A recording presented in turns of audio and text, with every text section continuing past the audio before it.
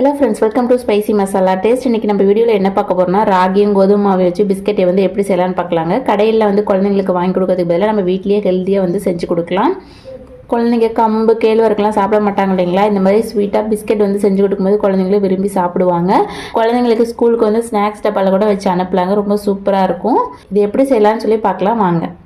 ஒரு பவுல் வச்சு அதில் வந்து வடி வச்சுருக்கேங்க. இதில் வந்து அரை கப் அளவுக்கு ராகி மாவு சேர்த்துக்கலாங்க.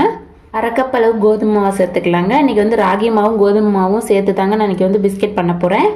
அரை ஸ்பூன் அளவுக்கு பேக்கிங் பவுடர் சேர்த்துக்கலாங்க. பேக்கிங் பவுடர் இல்லைன்னா அரை ஸ்பூன் அளவுக்கு பேக்கிங் சோடா சேர்த்துக்கோங்க. சளிச்சு எடுத்துக்கலாங்க. மாவு வந்து சளிச்சு எடுத்தாச்சுங்க.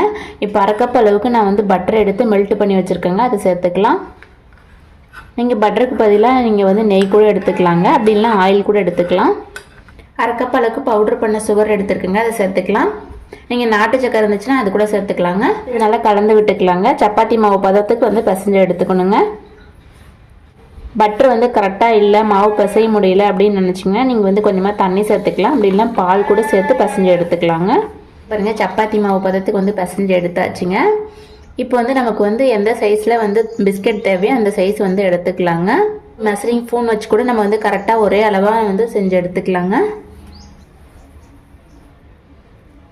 ரொம்ப மெல்லிசாவும் தட்டக்கூடாது, இந்த அளவுக்கு வந்து தட்டி எடுத்துக்கணுங்க. இல்லை ஏதாவது டிசைன் வந்து போடுற மாதிரி இருந்தால் போட்டுக்கலாங்க, இந்த மாதிரி நைஃப் வச்சு. அப்படி இல்லைனா குக்கிங் கட் இருந்துச்சுன்னா நீங்கள் வந்து அதில் கூட செஞ்சு எடுத்துக்கலாம். வந்து ஒரு பிளேட் எடுத்துருக்கேங்க, அந்த பிளேட்டில் கொஞ்சமாக நெய் அப்ளை பண்ணி வச்சுருக்கேன், அதில் வந்து வச்சுக்கலாம். இதே மாதிரி மீதி இருக்கிற எல்லா மாவையும் பிஸ்கெட் செஞ்சு எடுத்துக்கலாங்க. பாருங்கள், எல்லாமே பிஸ்கெட் வந்து செஞ்சு எடுத்தாச்சுங்க. இப்போ வந்து வேக வச்சுக்கலாம். அவன் இருந்துச்சுன்னா அவனில் வேக வச்சுக்கோங்க. நீங்கள் நான் வந்து குக்கரில் தாங்க வேக வைக்க போகிறேன். இங்கே பாருங்கள், நான் குக்கர் எடுத்திருக்கேன். அதை வந்து ஒரு ஸ்டாண்டை போட்டு ஒரு 10 நிமிஷம் வந்து ப்ரீ ஹீட் பண்ணி வச்சுருக்கேங்க. குக்கரில் வைக்கும் போது பொறுமையாக பார்த்து வச்சுக்கோங்க. குக்கர் மூடிக்கு வந்து கேஸ் கட்டும் விசிலும் போடக்கூடாதுங்க. ஒரு மீடியமான ஃப்ளேமில் வச்சுட்டு 15 to 20 நிமிஷம் வந்து வேக வச்சு எடுத்துக்கலாங்க. இங்கே பாருங்கள், எனக்கு ஒரு 20 to 25 நிமிஷம் ஆச்சுங்க. நல்லா வெந்து வந்துருச்சு, நல்லா வாசம் சூப்பராக வருதுங்க. இப்போ எடுத்துடலாம். எடுத்து நல்லா ஆறினதுக்கப்புறம் நான் காமிக்கிறேங்க. பாருங்கள், நம்மளோட பிஸ்கெட் எல்லாம் சூப்பராக ஆறி வந்துருச்சுங்க. நான் வந்து ஒரு பிளேட்டுக்கு வந்து மாற்றிட்டேன். நல்லா சூப்பராக வந்திருக்குது. கடையெல்லாம் போய் நம்ம வாங்கி கொடுக்கறதுக்கு இந்த மாதிரி வீட்லேயே நம்ம செஞ்சு கொடுக்கும்போது குழந்தைங்களும் ஆரோக்கியமாக சாப்பிடுவாங்க.